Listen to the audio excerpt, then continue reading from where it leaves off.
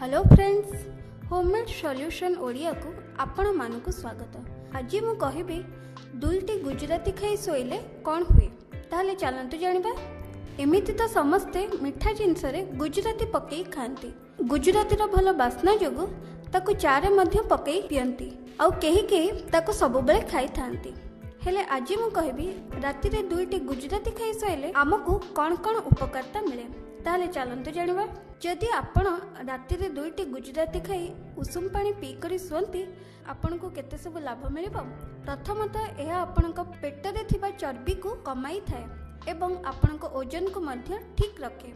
आज रे व्यस्तबहुल जीवन रे चुट्टी झड़िबा रूपी हेबा एक साधारण कथा होई गलानी। जदि आपण को भी एई परी किछि समस्या थाए ताहले आपण भी प्रतिदिन राति रे दुईटी गुजराती खाई पानी पी की सुंतु। एथिरे चुट्टी झड़िबा कमी थाए एवं चुट्टी मध्य कला होई थाए।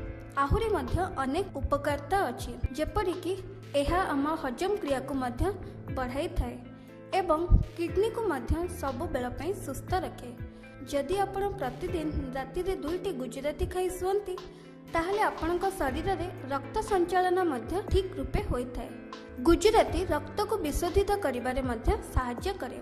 प्रतिदिन राति रे गुजराती खाई सोइले जदि आपण घुंगुड़ी मारुथांती ताहा मध्य दूर होई थाए एवं आपणकु भल निद हुए। आउ जदि आपण श्वास रोगी होइथिबे ताहले मध्य प्रतिदिन राति रे दुईटी गुजराती खाई पानी पी करी सोंतु। एथिरे मध्य कोनोसी श्वास जनित रोग दूर होई थाए। ताहले जानिले तो फ्रेंड, राति रे गुजराती खाई सोइले आमको केते सब लाभ मिले। ताहले रहुचे फ्रेंड, आपण मोर एई वीडियो रो दर्शक होइथिबार आपण मानको बहुत बहुत धन्यवाद।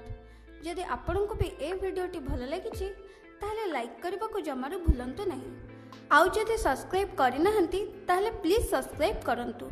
जदि कोनोसी विषय जानिबा को चाहंती ताहले कमेंट बॉक्स से टाइप करंतु। मु आपनका कमेंट रो रिप्लाई निश्चय करबी। मु पुणी आसीबी आउ एक नुआ टिप्स नै। से पर्यंत बाय।